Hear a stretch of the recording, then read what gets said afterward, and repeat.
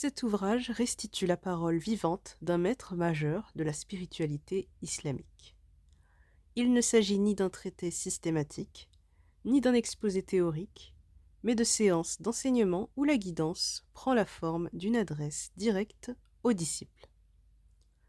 La structure même du livre, prêche, exhortation, rappel, indique sa finalité: corriger, éveiller et transformer. Un axe central traverse ces pages: la relation à la destinée. S'opposer intérieurement à ce que Dieu décrète est présenté comme une altération profonde de la foi, du tawhid et de la confiance. L'enjeu n'est pas la résignation passive, mais une rééducation du regard, passer de la contestation à l'acceptation lucide, de la tension à la remise confiante. La patience devient ici une station spirituelle, non une simple vertu morale. Le livre développe une anthropologie rigoureuse. L'âme charnelle n'est pas idéalisée. Elle est décrite comme le lieu des résistances, des illusions et des rébellions subtiles. La voie consiste à la discipliner, à la contredire, à la purifier. Ce combat intérieur ne relève pas d'une métaphore, il structure toute progression vers la sincérité jusqu'à l'émergence de l'âme pacifiée. Abd el-Qadir el-Jilani insiste également sur une hiérarchie décisive, la primauté du cœur. Le cœur est présenté comme l'organe spirituel par excellence, le lieu où se joue la validité réelle des actes. La réforme extérieure demeure incomplète sans réforme intérieure. Piété, sincérité, confiance, conscience du regard divin, ces qualités ne décorent pas la pratique, elles en constituent la vérité.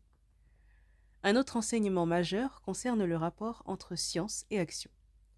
La connaissance religieuse n'est jamais conçue comme un capital intellectuel autonome. Une science dépourvue d'application devient preuve contre celui qui la porte. L'ouvrage rappelle ainsi une loi constante de la tradition. La science authentique appelle l'œuvre, et l'œuvre exige la sincérité. Le texte met en garde contre plusieurs dérives: l'ostentation spirituelle, la religiosité de façade, la complaisance envers l'ego. Le décalage entre la langue pieuse et cœur inattentif y est dénoncé avec force. Cette critique ne vise pas à condamner, mais à provoquer un sursaut de lucidité. La spiritualité n'est pas un discours sur Dieu, elle est un engagement total de l'être. La pauvreté reçoit dans ces pages une interprétation subtile. Elle ne se réduit pas à la privation matérielle, elle désigne une dépendance radicale à Dieu, un dépouillement intérieur, une libération à l'égard des faux appuis. La richesse véritable apparaît alors comme indépendance du cœur, non comme accumulation des biens. L'ouvrage rappelle enfin l'urgence du temps. L'éveil différé jusqu'à l'approche de la mort est présenté comme une illusion tragique. La vie terrestre est décrite comme le lieu du labour et de la semence. La transformation ne peut être ajournée. Chaque instant engage. Enseignement soufi offre ainsi une parole d'une intensité rare, exigeante, sans concession, mais profondément miséricordieuse.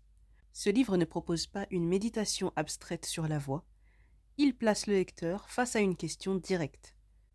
Que signifie réellement vivre orienté vers Dieu ?